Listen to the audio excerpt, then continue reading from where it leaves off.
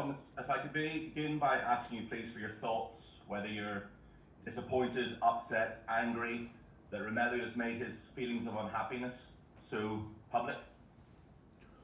Yeah, we don't like it, of course, because it brings noise that we don't need and is not helpful. But on the other side, we don't want to make more out of it than it actually is.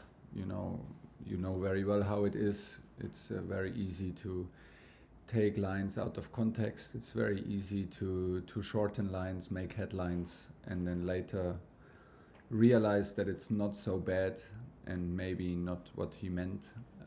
But let's be honest also with it, we don't like it. I don't like it, like I said, because it's noise that we don't need. We need a calm environment and focus, and this does not help. Did he sit down with you to discuss his unhappiness at the role he's playing at the moment? No, not at all. I don't feel him unhappy. I feel the exact opposite. If you asked me yesterday morning, I would say I feel the exact opposite, and that's why it's a surprise, but I'm the wrong person to ask. This is the kind of thing that's best kept behind closed doors, is what you're saying? Sorry? This is the kind of thing that's best kept behind closed doors. If there is something, it's behind closed doors, for sure. Chelsea fans will obviously feel that this was a big summer signing. He was returning home supposedly, and now he's already giving an interview saying that he wants to go back to Inter. Like I said, I mean, this is what you read into it, what everybody reads into it. I did not read it completely. Like, it's very easy to, in general, it is very easy to take lines out of context and take lines and make headlines to get the focus and to get the best out of these interviews for several days.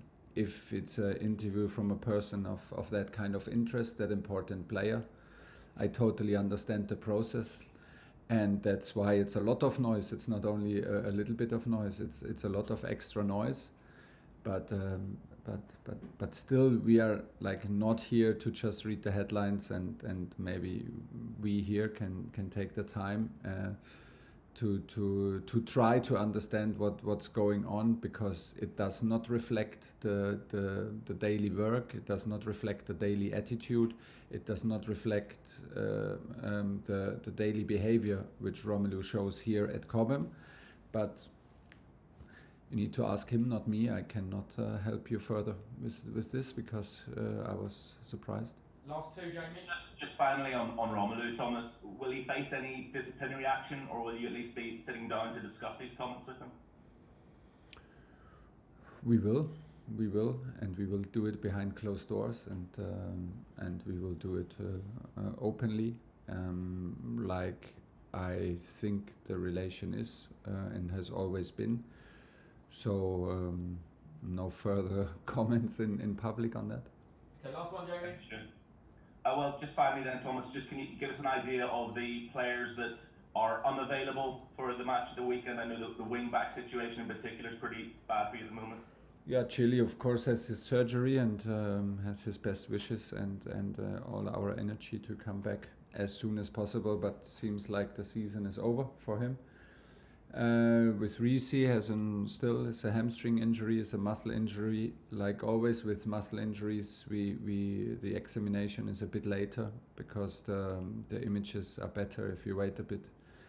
So images will be later today, I guess, and then we will know more about it. That's the situation on the two wingbacks. Simon Stone, BBC. Hi, Thomas. I hope you're well. Just a couple from me. Yeah. Just in terms of Lukaku, you've answered very eloquently there. But is the noise around Lukaku louder because the team's results have not been what you want, and that is what happens at a club like Chelsea?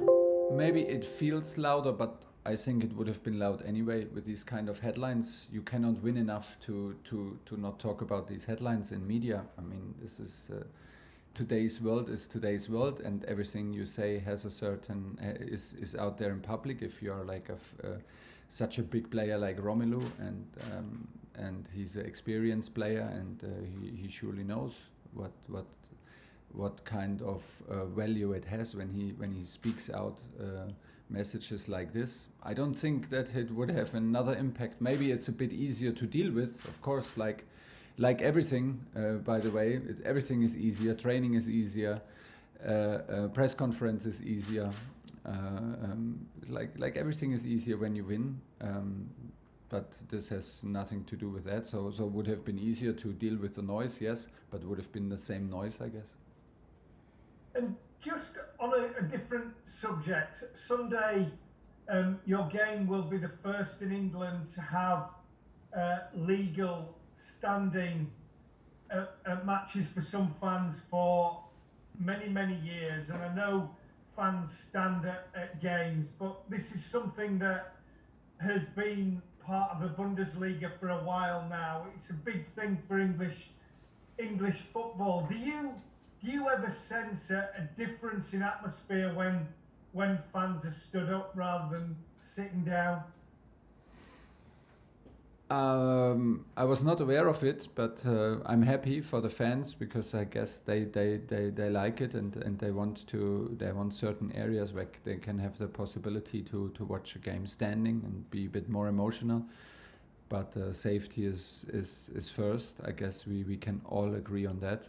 We are used to it in Germany, yes, that there are big sections in the stadiums where fans stand and are responsible, like watch the game in standing, and it's a very traditional thing, and it is safe at the same time. So hopefully it will give us the extra boost. It will give the extra boost to our supporters because we absolutely need them on their best level right in this moment and right at the very first game in the new year against Liverpool. Ian Abrams, Talk Sport. Hi Thomas, Happy New Year, how are you? Thank you very much, you as well. Thank you. The other night when Manchester City won at Brentford, people were quick to tell Pep Guardiola that basically with an 8-point lead at the top of the table, his team are going to be champions. To that end, if you don't beat Liverpool at home on Sunday, are you giving up the title? I don't know. I would say we never give up nothing until because why should we stop a race in the middle of the race? So this would be my first thought about this question. And the other thought is that we don't think about this stuff because we think about who plays, what do we tell the team today, how do we approach the team. These are I know that you think a lot about this, but we never think about stuff like this. So that's why I'm confronted with these questions in press conference. Try to be look as smart as possible, even if I'm maybe not, and find good answers, which I hope I did in this case. Billy Gilmore is on loan at Norwich. He got heavily criticised by the Norwich supporters after their defeat at Crystal Palace. Are you thinking about bringing him back from that loan now at Carrow Road? To be very, very honest with you, I have not thought about it yet, and I don't think it's a subject in between these matches right now. We win. Oh. At least it was. It's at least we have a whole week after the Liverpool. No, not even. No, we have Cup. So we did not have a whole week to discuss all these things. So maybe we need to do it right after Liverpool. But haven't discussed it yet, and honestly don't have a clear opinion on it right now. And just the last one from me. It is about Lukaku, kind of. How important is it for the harmony of your dressing room and the harmony of the club at Chelsea that you sort out the problem or the problems that he has? You sit down and you go through it with him, or is it a question of he's your employee, he does what you tell him to do? It's a question of both, like a dressing room is not necessary to be always in harmony. It's absolutely not necessary to be successful.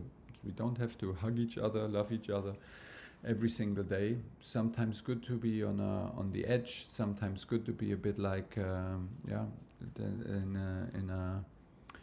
in disharmony when it is in between certain boundaries.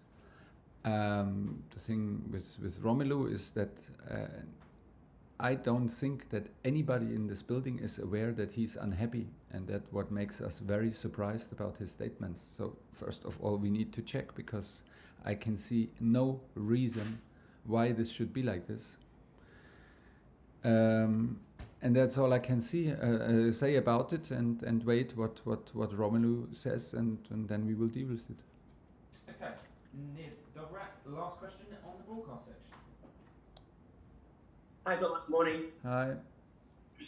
Challenging times, obviously, with injuries, illness, COVID cases, but Yeah. what has been the spirit within the team in the last few days, especially after the draw against Brighton?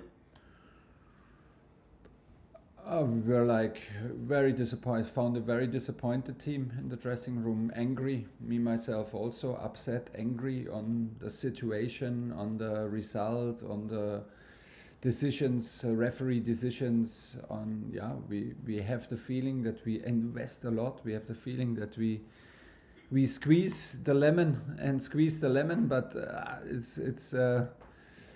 it's like squeezing a little bit the same lemon over and over again, and we expect to be always a fresh juice out of it, and it's hard because we're so ambitious, and it's hard for the team to take these results and stay positive, because we are so ambitious and we know what we can deliver, and we know that we can play better, and everybody is fully aware, but everybody is trying hard, and it is not a matter of one click, obviously. And it's tough. We have now 3 games at home, I think, like where we conceded late equalizers, where we dominate all statistics, where we have clearly better chances, and where we are purely unlucky. And it's a matter of 6 points that you lose, because you have 3 draws instead of 3 wins, and it hurts, because obviously with 6 points more, we would have a completely different feeling around New Year's Eve. But it's sometimes like this. It's also not the first time in my career, and maybe not the first time, and for sure not the first time in the player's career, to have days like this where things feel a bit more heavy than on other days. It is good then to go out of the situation, if the situation and the small situation feels a little bit like difficult and hard to digest, and still we are a bit in upset mode.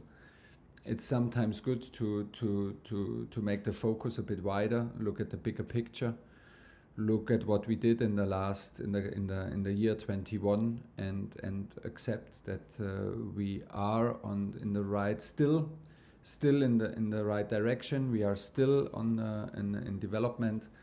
We still have to learn to improve, and of course quickly, but it seems to be a bump in a development that still is in the right direction. It's hard to accept for all of us, because we're ambitious, but it's what it is.